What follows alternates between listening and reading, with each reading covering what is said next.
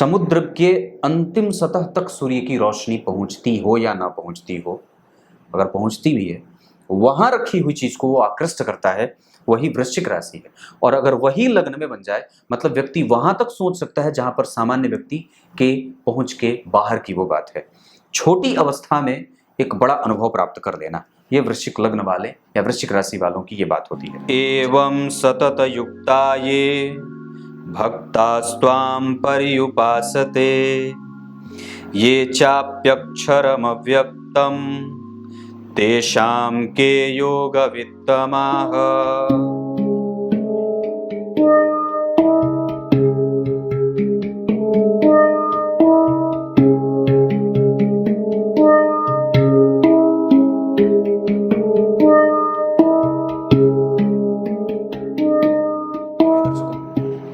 नमस्कार, एक बार फिर से उपस्थित हूं आप सबके सामने मंगलवार के बाद बुधवार के कार्यक्रम में। वृश्चिक लग्न की कुंडली अगर हो या वृश्चिक राशि अगर आपकी बनती है तो कौन सा रत्न धारण करेंगे, ये बहुत बार सवाल आएगा, कोई भी जो वृश्चिक लग्न का है। आइए शुरू करते हैं आज का कार्यक्रम। कहीं नहीं जाना है, बिल्कुल बन के रहिएगा। कार्यक्रम के आरंभ में बोले गए गीता जी के श्लोक का अर्थ भी बताने वाला हूं। वृश्चिक लग्न काल पुरुष की कुंडली में आठवें भाव की राशि होती है, मतलब ये 8 नंबर यहाँ लिखा होता है। अगर वही आपकी कुंडली के लग्न में लिखते, इसका मतलब कि व्यक्ति डीप क्रिएटिव है। डीप क्रिएटिव का मतलब क्या होगा, वो वहाँ देख सकता है जहाँ दुनिया की दृष्टि ना जाती हो। ये धरती के सतह के नीचे की बात है, मतलब ऊपर वाली बात नहीं है। अब यहाँ पे जो वृश्चिक लग्न वाले हैं वो बहुत छोटी बात, बहुत गंभीर बात और बहुत ही सूक्ष्म बात करने वाले और बहुत गंभीर विषय पे चिंतन करने वाले होते हैं। वृश्चिक मतलब ये राशि उठ करके, वास्तव में समझिएगा थोड़ा सा, ये विषय बड़ा जो है वो गंभीर है कि अगर वास्तव में ज्ञान बढ़ाना चाहते हैं तब आप देख सकते हैं। तो यहाँ अगर इस भाव का अधिपति उठ करके या यहाँ बनने वाली राशि अगर यहाँ बन गई, मतलब अब ये जो है आप ऐसे भी जरा विचार करके देखिए तो ये आपको, अगर ये कुछ भाव है तो ये कहाँ जा रहा है, नीचे जा रहा है। मतलब ये एक ऐसा कोण, ये त्रिभुज बना है जो 2 ऊंचाइयों से व्यक्ति के नीचे की स्थिति को दिखा रहा है।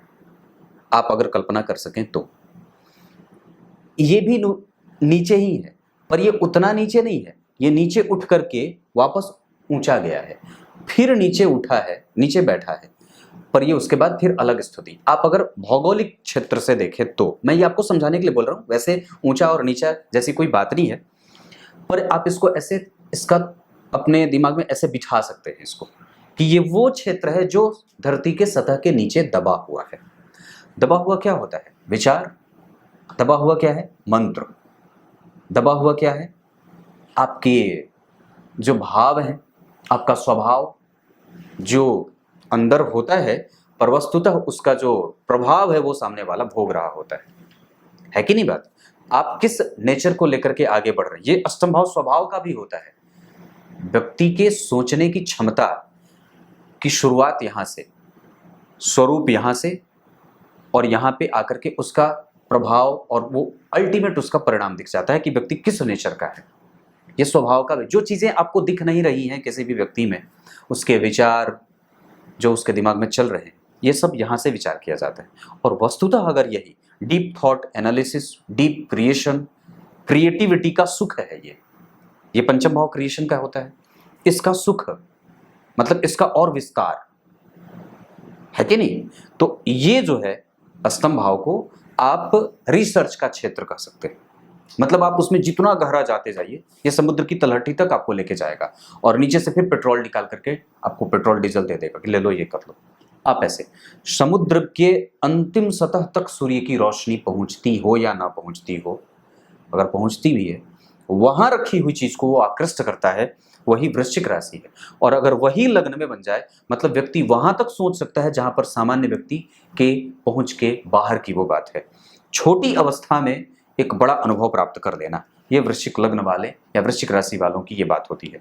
जहां आप सोचना बंद करेंगे, वहां से वो सोचना शुरू करेगा। आप खत्म और वो वहां से शुरू, तो सोचो उसकी ऊंचाई कितनी है।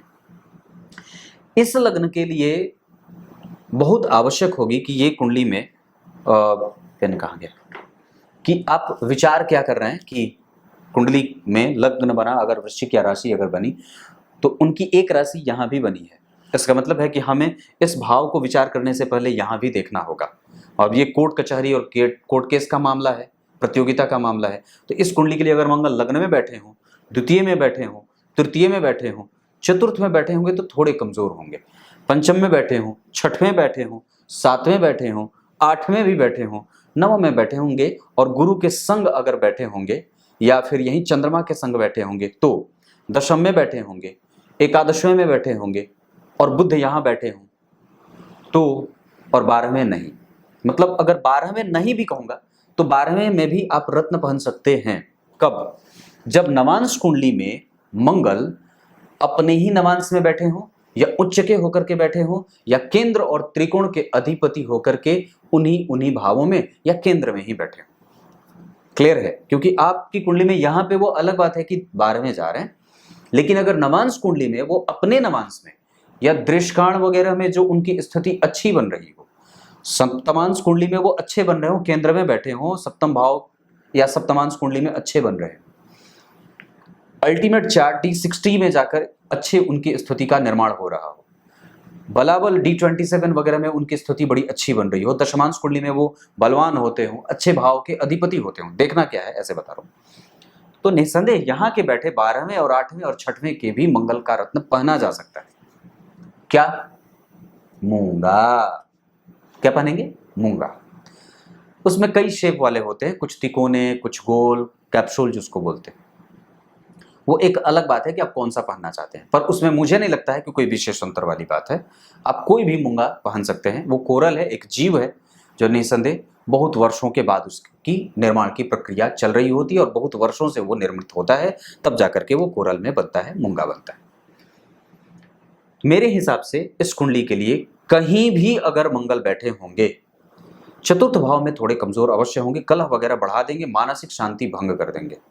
यहां भी वो कमजोर नहीं होंगे, यहां भी वो तो नहीं ही होंगे। यहां भी अगर चंद्रमा मंगल का प्रभाव नहीं रहा तो भी मैं समझता हूं कि लग्नेश भाग्य भाव में बैठे हैं तो खराब होंगे नहीं। वही बात है कि अगर वो नवांश कुंडली में अगर और भी ज्यादा अच्छे और बेहतर स्थिति को प्राप्त कर रहे हों तो भरोसे के साथ आप पहला रत्न आपके लिए जो बनेगा वो मूंगा बनेगा, क्योंकि ये लग्नेश भी होगा और अपने साहस, ऊर्जा, बल, पराक्रम और क्रिएटिविटी वगैरह जो देता है वो दे देते हैं। ये पहले नंबर पे आप इसको रख सकते हैं। परंतु अब ये विचार वाली बात है कि मूंगा का रत्न किन स्थितियों में पहना जाता है, किन किन स्थितियों में।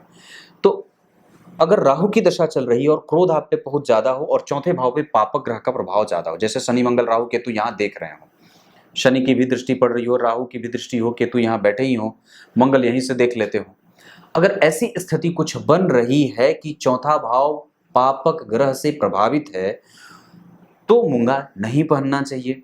उसके बाद अगर चतुर्थ भाव के अधिपति 12वें 8वें बैठे हो तो भी मूंगा का रत्न आपको नुकसान कर सकता है। चतुर्थेश से आपका रत्न प्रभावित हो रहा है। कैसे? क्योंकि चतुर्थ भाव पे मंगल का प्रभाव कमजोर होगा। और याद रखिएगा कि अगर मूंगा पहनने जा रहे हैं तो अपनी दशा को अवश्य ही देख लेना होगा कि कौन सी दशा आपके ऊपर से गुजर रही है। जैसे अगर राहु की दशा है तो विचार करने वाली बात होगी, अगर मंगल की दशा है तो विचार करने वाली बात होगी, अगर शनि की दशा है तो विचार करने वाली बात होगी, अगर बुध की दशा है तो विचार करने वाली बात होगी। लेकिन अगर वहीं पे आपकी कुंडली में गुरु की दशा चल रही हो, सूर्य की दशा चल रही हो और गुरु और सूर्य ये दो अगर चल रहे हो या चंद्रमा की दशा भी चल रही हो तो निसंदेह आप मूंगा धारण कर सकते हैं। अगर शरीर में किसी भी तरीके के समस्या से आप ग्रसित है, जैसे स्किन से संबंधित कोई समस्या है, घाव, फोड़ा, फुंसी आदि आदि चीजें आपको कभी भी खत्म ही नहीं होती हैं, ब्लड प्रेशर और आदि आदि चीजें, जैसे कोई पेट से संबंधित समस्या हो, तो आप मूंगा के साथ बैलेंस करने के लिए मोती भी धारण कर सकते हैं। जैसे पेट से संबंधित कोई भी समस्या, किसी भी तरीके की अगर समस्या बन रही है तो निश्चित रूप से आप मूंगा भी धारण कर सकते हैं और उसके साथ मोती भी विचार किया जा सकता है। ये दोनों रत्न आपकी कुंडली में बनेंगे और ये पहले नंबर का रत्न होगा। दूसरे नंबर पे वृश्चिक लग्न की या वृश्चिक राशि की कुंडली के लिए जो रत्न बनेगा वो आपकी कुंडली के लिए बनेगा धन और पंचम भाव के अधिपति गुरु का रत्न पुखराज। अगर मंगल के बाद दूसरे नंबर पे अगर आप किसी भी तरीके से रत्न धारण करने के बारे में विचार कर रहे हैं तो आपको दूसरे नंबर पे पुखराज के बारे में विचार अवश्य कर लेना चाहिए।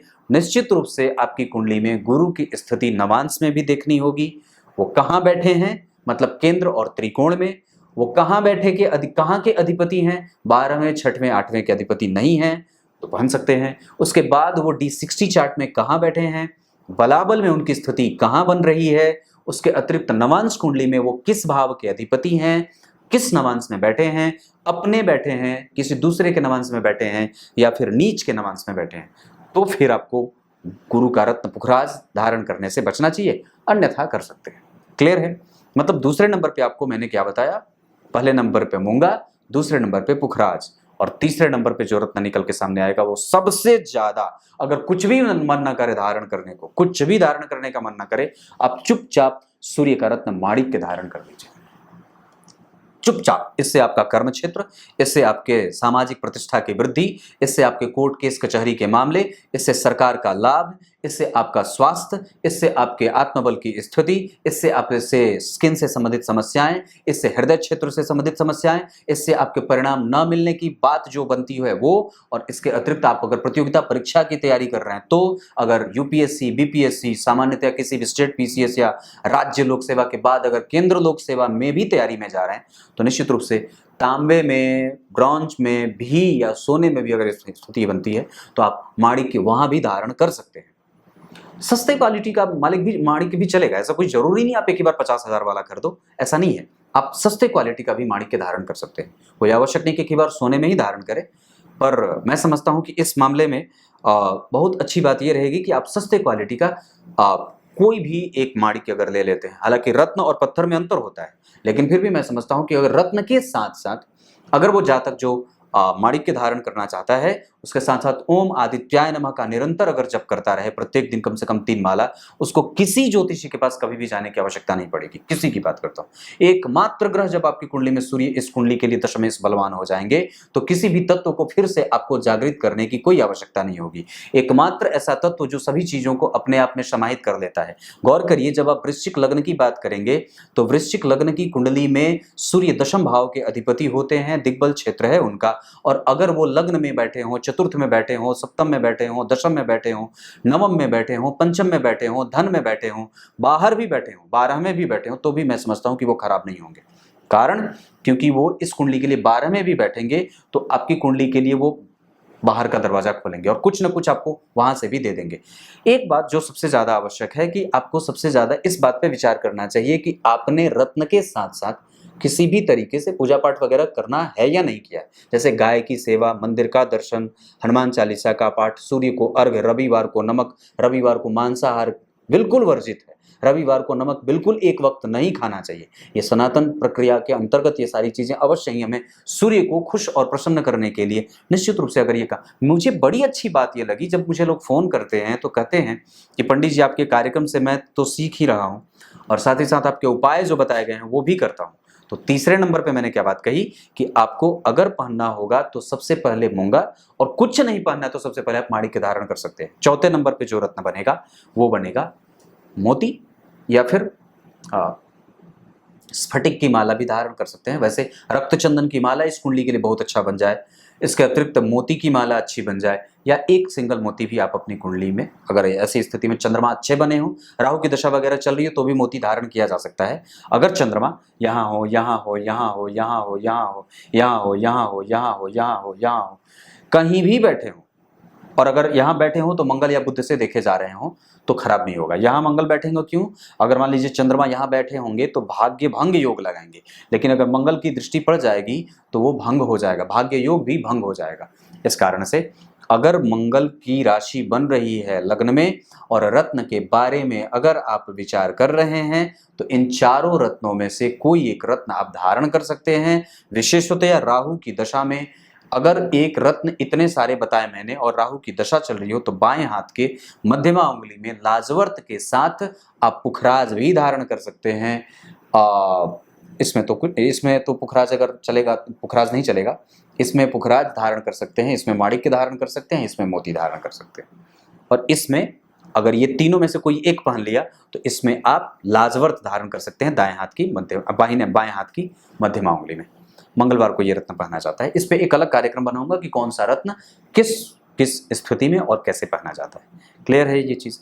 अब आइए आपको गीता जी के श्लोक का अर्थ बता देता हूं। गीता जी के 12वें अध्याय के पहले श्लोक में अर्जुन ने यहाँ सवाल पूछा है और आप लोगों से मैं एक बात यहां करता हूं, विचार करिए। वेद, उपनिषद, पुराण, स्मृतियां, श्रुतियां, जिन्हें वेद कहा जाता है, आप जितनी भी चीजें, भागवत महापुराण दिखा लीजिए, महाभारत उठा लीजिए, रामायण दिखा लीजिए, जितने भी हैं, जो भी हैं हमारे सदग्रंथ जितने हैं, वो क्या है? वो सब सवाल और जवाब हैं। और वो भी ऐसे ऐसे स्थिति में जाकर के सवाल और जवाब किए गए हैं जहां कोई विचार नहीं कर सकता। हमारी सनातन संस्कृति कितनी मजबूत है कि इसके पास इतने ग्रंथ हैं जहां किसी भी धर्म में उतने ग्रंथ लाले पड़े हैं है ही नहीं। और वो कुछ हैं भी तो वहीं से उठा करके वहां कॉपी करा गया, कॉपी पेस्ट वाली बात है। कुछ इसी तरीके से आप कितनी बार बोलूं। तब तक के लिए बहुत बहुत नमस्कार।